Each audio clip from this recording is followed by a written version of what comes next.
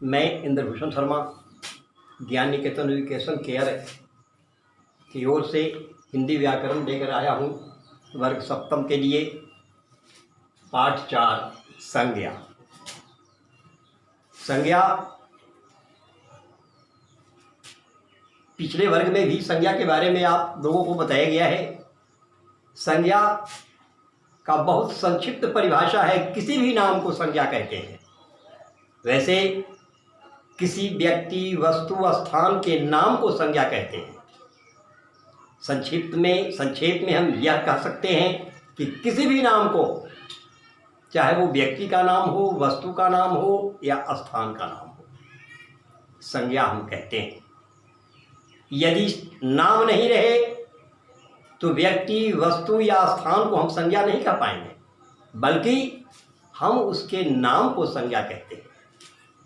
तो किसी व्यक्ति, वस्तु या स्थान के नाम को संज्ञा कहते हैं या किसी भी नाम को संज्ञा कहते हैं। संज्ञा के मुख्य रूप से 3 भेद हैं, लेकिन 5 भेद भी माने गए हैं। 3 भेदों में व्यक्तिवाचक संज्ञा, जातिवाचक संज्ञा और भाववाचक संज्ञा। जातिवाचक संज्ञा के भी 2 भेद माने गए हैं, यही द्रव्यवाचक संज्ञा और समूहवाचक संज्ञा। इसे लेकर के संज्ञा के 5 भेद माने गए। व्यक्तिवाचक संज्ञा खास व्यक्ति, वस्तु या स्थान का बोध कराता है, वो व्यक्तिवाचक संज्ञा है। जैसे मोहन, सोहन, राम, पटना, दिल्ली, भारत, ये सब जो हैं खास व्यक्ति, वस्तु या स्थान का बोध कराते हैं, इसलिए ये व्यक्तिवाचक संज्ञा का उदाहरण है। जातिवाचक संज्ञा वह संज्ञा जो पूरे जाति का बोध कराता हो। जैसे लड़का, लड़का कहने से पूरे लड़का जाति का बोध करा रहा है, तो ये लड़का, लड़की, शहर, गांव, ये सब जातिवाचक संज्ञा के उदाहरण है। जहां पूरे जाति का बोध कराए वो जातिवाचक संज्ञा है। भाववाचक संज्ञा गुण धर्म का बोध कराता है, भाव का बोध कराता है, वो भाववाचक संज्ञा है। इसमें ईमानदारी, लड़कपन, बचपन, बुढ़ापा, ये सब भाव का बोध करा रहा है, तो ये भाववाचक संज्ञा है। जातिवाचक संज्ञा के और 2 जो भेद हैं वे द्रव्यवाचक संज्ञा, नाप तौल वाली वस्तु का बोध कराते हैं, वे द्रव्यवाचक संज्ञा है। इसके उदाहरण में सोना, चांदी, लोहा, पीतल, ये सब द्रव्यवाचक। कुछ लोग इसे द्रववाचक संज्ञा कहते हैं, जबकि यह कहना गलत है। द्रव नहीं, द्रव्यवाचक संज्ञा। पदार्थवाचक कह सकते हैं, पदार्थवाचक संज्ञा है, लेकिन द्रववाचक संज्ञा इसे कहना गलत है। द्रव्यवाचक संज्ञा है जिसे पदार्थ का बोध कराता है, जैसे सोना, चांदी, पीतल, लोहा, तांबा, दूध, घी, चावल, ये सब द्रव्यवाचक संज्ञा के उदाहरण हैं। अब है समूहवाचक संज्ञा। समूह का बोध कराता है, समुदाय का बोध कराता है, इसे समुदायवाचक संज्ञा भी कहते हैं। समूह का बोध कराता है, समुदाय का बोध कराता है, यह समूहवाचक संज्ञा कहलाता है। इसमें अंगूर का गुच्छा, सेना,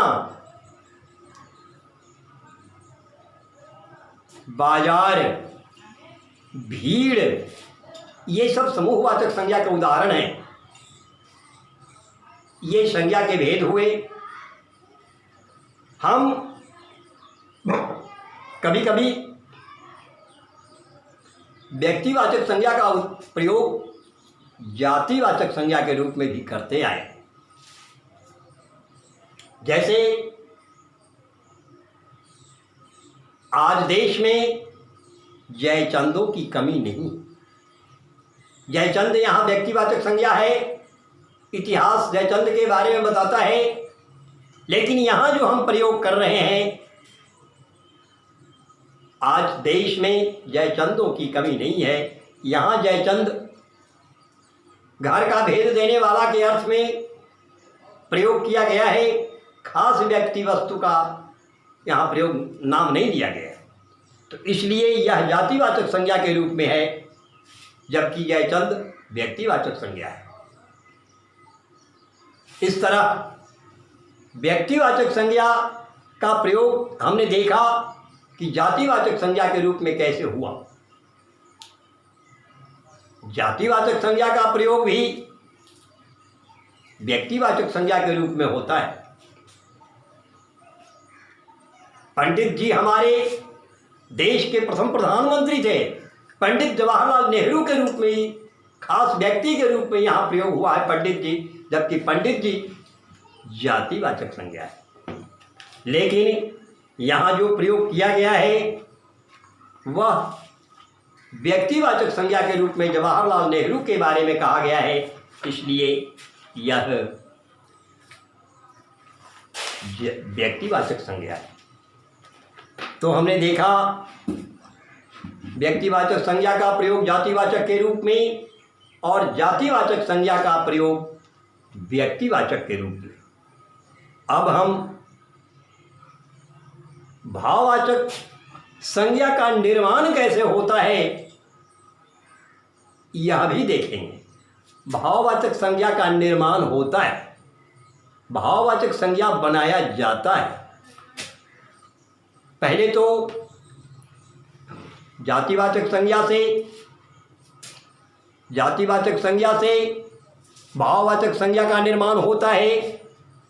सर्वनाम से भाववाचक संज्ञा का निर्माण होता है। विशेषण से भी भाववाचक संज्ञा का निर्माण होता है। क्रिया से भी भाववाचक संज्ञा का निर्माण होता है। अव्यय से भी भाववाचक संज्ञा का निर्माण होता है। तो इन सभी चीज़ों से भाववाचक संज्ञा का निर्माण होता है। जातिवाचक संज्ञा से भाववाचक का निर्माण, बच्चा जातिवाचक संज्ञा है, उससे बचपन, लड़का, लड़कपन, ये जातिवाचक संज्ञा से भाववाचक संज्ञा का निर्माण हुआ।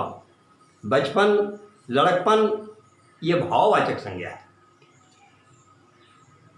सर्वनाम से तुम, तुम्हारा, मैं, अपना, अपनत्व, मैं, ममत्व, ये सब सर्वनाम से हैं। फिर विशेषण से भी ऐसे ही विशेषण से हैं। कृपा, कृपालु, दया, दयालु, तो ये विशेषण से हैं। तो विशेषण से कहने का मतलब यह हुआ कि भाववाचक संज्ञाओं का निर्माण हम कई तरह से करते हैं। बनता है भाववाचक संज्ञा कई चीज़ों से। पहले आप समझ लीजिए, जातिवाचक संज्ञा से, सर्वनाम से, विशेषण से, अव्यय से भी भाववाचक संज्ञा का निर्माण होता है।